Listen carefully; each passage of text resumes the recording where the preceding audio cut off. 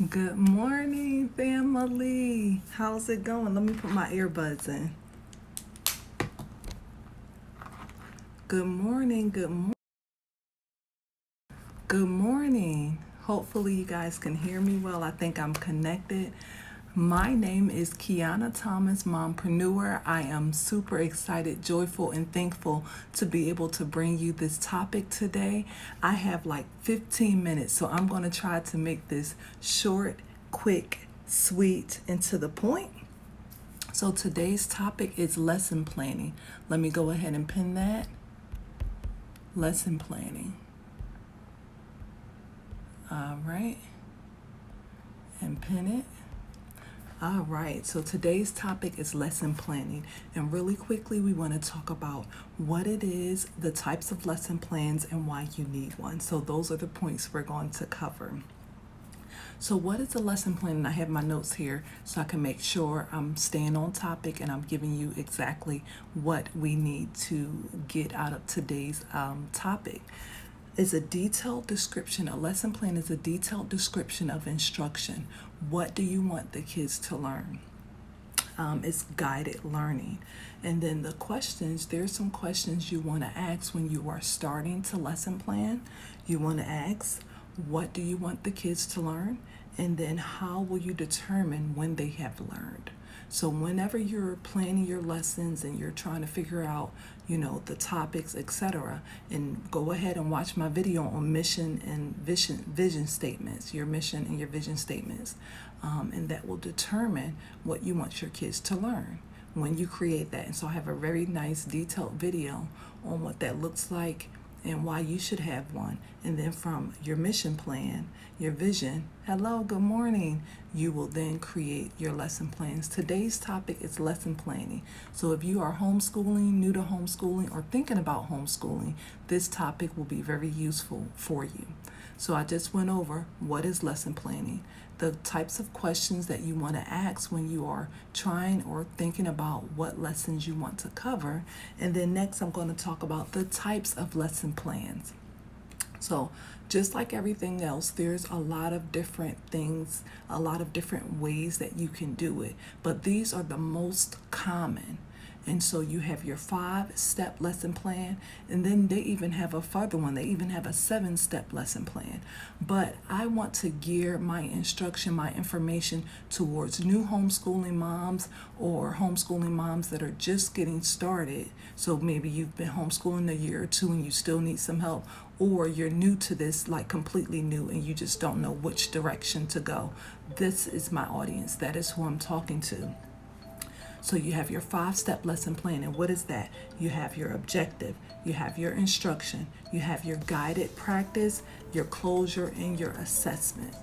Okay, again, objective, that's what you want the kids to learn. Instruction, that's your directed teaching. You can do that in the form of lectures, you can do that in the form of PowerPoints, a reading, video, etc. So figure out how you're going to deliver that instruction of what you want the kids to learn. And then you have the guided practice. Once you instruct them, then they practice what you just taught, okay? And then closure. Now you got to close out the lesson, and then assessment. How will you know the kids have learned what you just taught?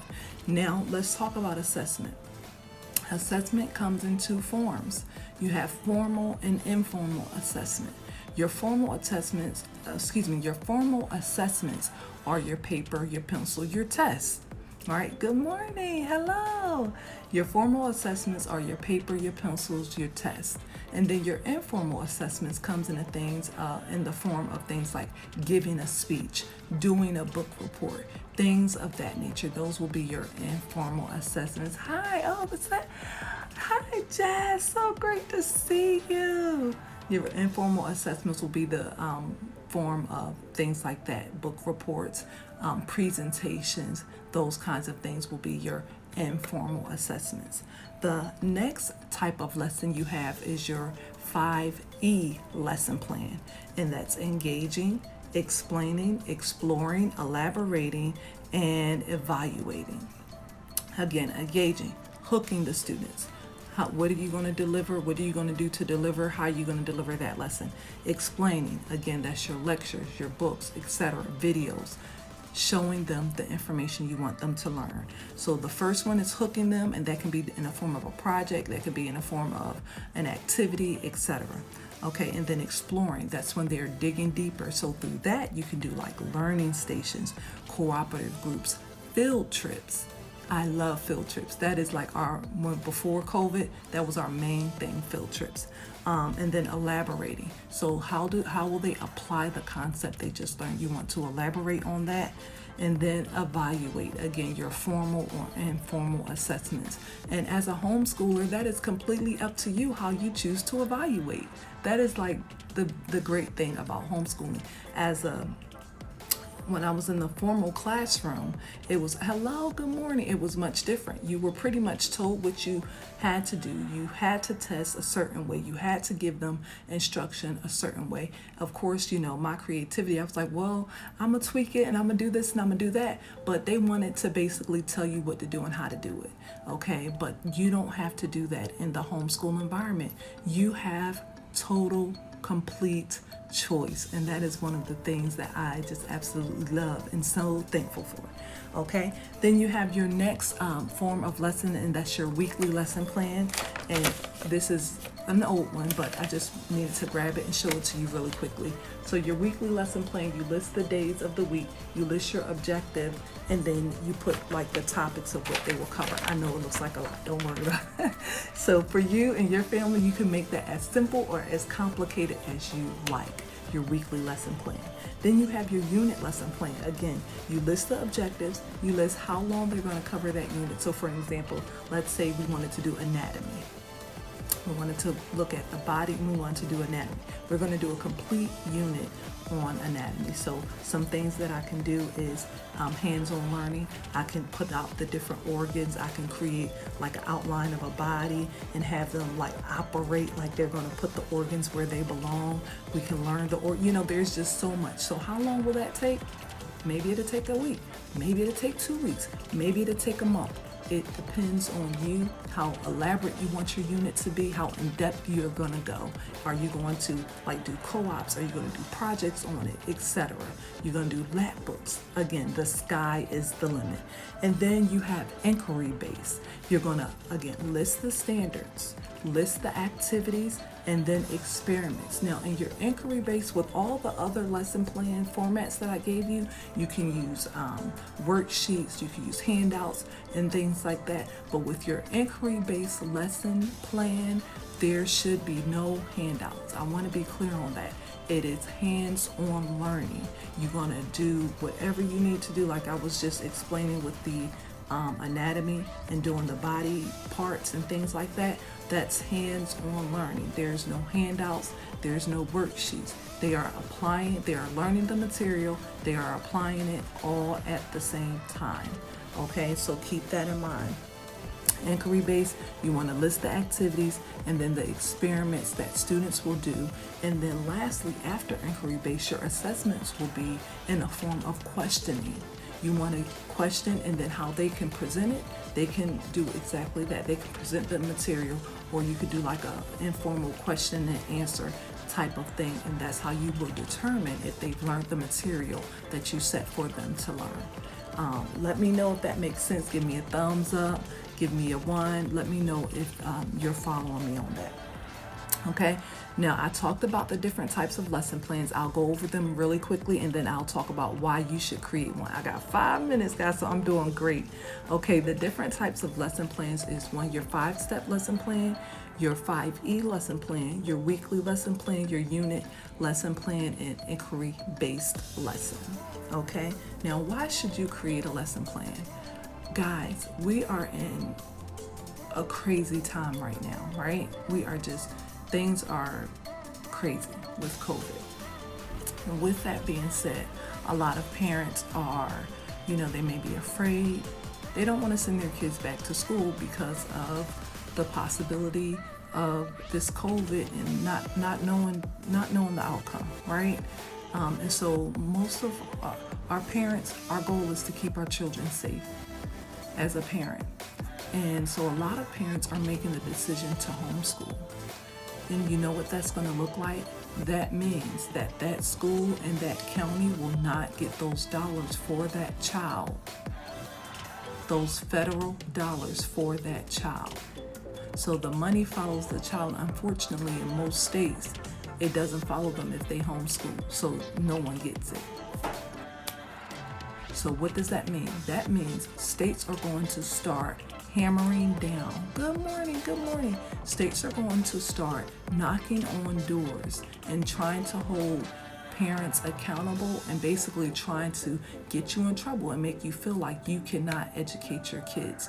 So the best thing that I can tell you is to make sure that you have your documents in order. Have your documents in order. Does it need to be elaborate? No. But you want to have some type of lesson plan. You want to have some type of game plan. So when and if they come knock on your door, you have the proof to show them, hey, this is what I've been doing. So if your state is requiring that, you definitely need to make sure that you're doing it. And it doesn't have to be like detailed.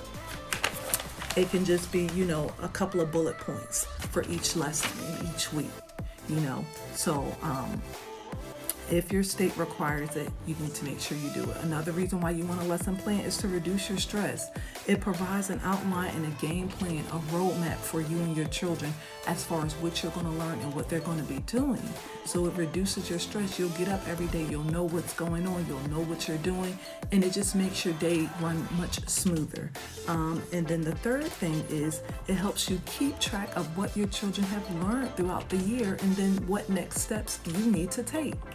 A lot of times, good morning, parents are, they're not quite sure. Oh, I don't know if my kids have learned, or, they're self-doubting. The only way to combat that self-doubt is proof. So guess what? When you start self-doubting, but you have had that proof and you have written down and kept a record of what your kids have learned, all you got to do is look back. Oh, wow. And you will surprise yourself. We did all of that. Oh, wow. So that's another reason why you want to lesson plan, to make sure that you are keeping track of what your kids are learning and to pull that baby out when you get down, when you start feeling like you're not doing enough and you look back and you see, wow, we have done actually a lot, and to help motivate and encourage yourself.